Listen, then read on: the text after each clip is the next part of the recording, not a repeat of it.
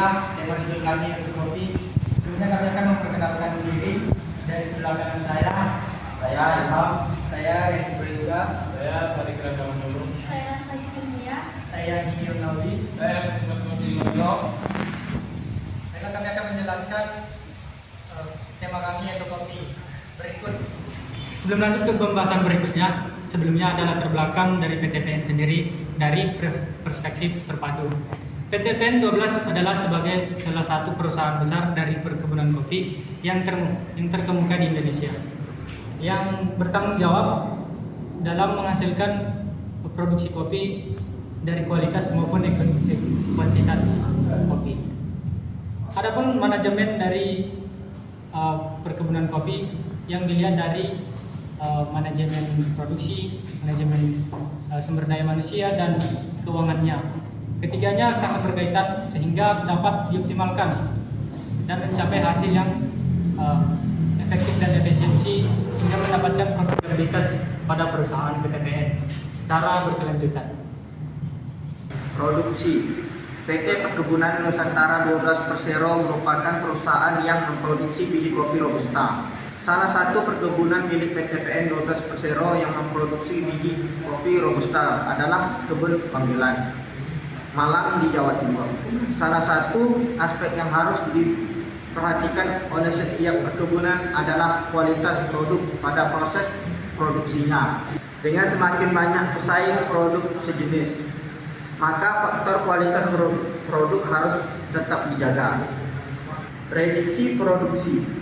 Selama ini dalam memprediksi produksi kopi PTPN 12 menggunakan proses taksasi, yaitu memperkirakan besar produksi yang akan dicapai pada masa tertentu dan masa berikutnya dalam luas tertentu. Melalui taksasi produksi dapat ditentukan jumlah buah yang dapat dipanen pada kebun kopi. Hal ini penting untuk memperkirakan keefisien penggunaan jumlah tenaga kerja, angkutan, dan pelaksanaan panen.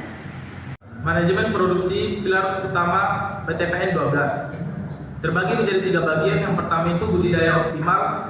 Penerapan teknik budidaya moderat seperti penggunaan bibit unggul, pemupukan berimbang, dan pengendalian hama penyakit terpadu sangat penting untuk meningkatkan produktivitas tanaman kopi. Yang kedua itu panen dan pasca panen. Pelatihan berkala bagi petani dalam proses produksi panen dan pasca panen yang tepat dapat meminimalisir kehilangan hasil dan menjaga kualitas kopi. Yang ketiga itu sertifikasi dan diversifikasi. Menerapkan sistem sertifikasi seperti Radio Forest, Aliansi, dan Fair Trade dapat meningkatkan nilai jual kopi. Selain itu, mengembangkan produk turunan kopi yang dapat menjadi peluang baru. Pemasaran produksi. Kegiatan pemasaran yang telah berlangsung adalah pemasaran dalam negeri dan luar negeri. Tujuan ekspor produksi kopi adalah Italia, Jepang, dan Singapura. Selain dipasarkan ke luar negeri, sebagian produksi kopi OSE juga dijual dalam negeri.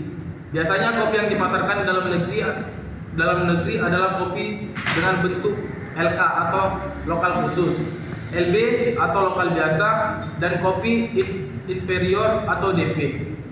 Manajemen sumber daya manusia atau SDM terbagi menjadi 2, yaitu pertama kepemimpinan. Kepemimpinan yang biasanya membutuhkan motivasi kerja karyawan adalah kepemimpinan yang menumbuhkan rasa percaya diri kepada karyawan dalam menjalankan tugas masing-masing sesama. Yang kedua itu pengertian SDM menurut para ahli. Menurut Sofyan 2018, suatu strategi dalam menerapkan fungsi-fungsi manajemen mulai dari planning, organizing, dan leading, dan controlling dalam setiap aktivitas atau fungsi operasional SDM, mulai dari proses penarikan, seleksi, pelatihan, dan pengembangan. Penempatan yang meliputi promosi, demosi, dan transfer, penilaian kinerja, pemberian kompensasi, hubungan industrialisasi, hingga pemutusan hubungan kerja yang ditujukan bagi peningkatan kontribusi produksi dari SDM organisasi.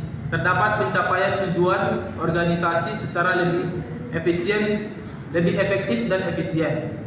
Manajemen SDM menggerakkan roda keberhasilan. 3. Peningkatan kompetensi.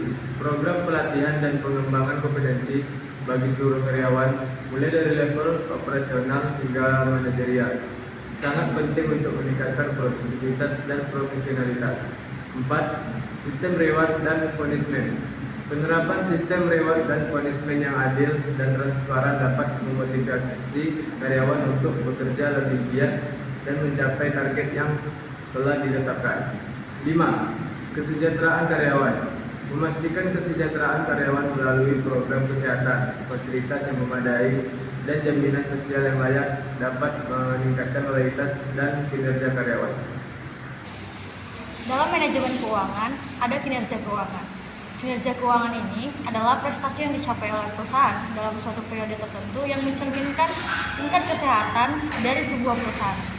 Kinerja keuangan suatu perusahaan dapat dilihat dan diukur dengan cara menganalisis laporan keuangan yang tersedia. Analisis kinerja keuangan ini merupakan suatu proses pengkajian kinerja keuangan secara kritis, yaitu meliputi peninjauan dan keuangan, perhitungan, pengukuran interprestasi, dan pemberian solusi terhadap masalah keuangan perusahaan pada periode tertentu. Dalam manajemen keuangan ada analisis rasio.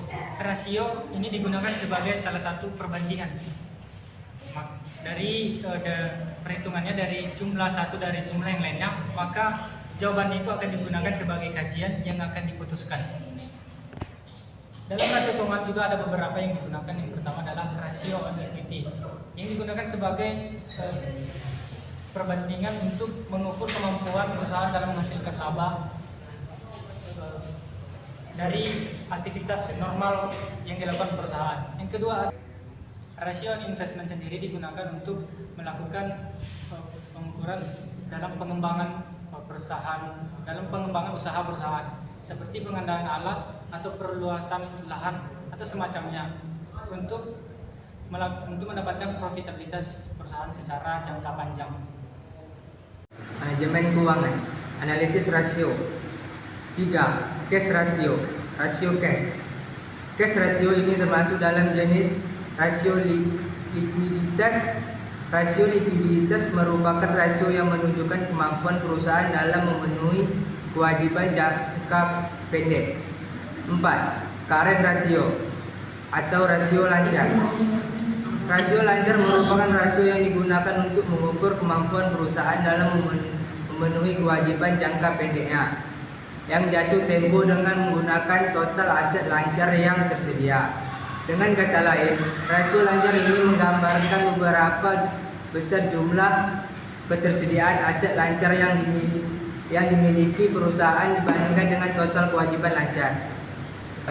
Jadi kesimpulan dari materi yang telah dipaparkan tadi, penerapan proses manajemen pada perkebunan kopi di PTPN dari manajemen sumber daya manusia bertanggung jawab untuk mengelola tenaga kerja, memastikan produktivitas, dan menciptakan lingkungan kerja yang positif. Sementara manajemen keuangannya fokus pada pengelolaan aset dan liabilitas untuk mencapai kestabilan dan pertumbuhan.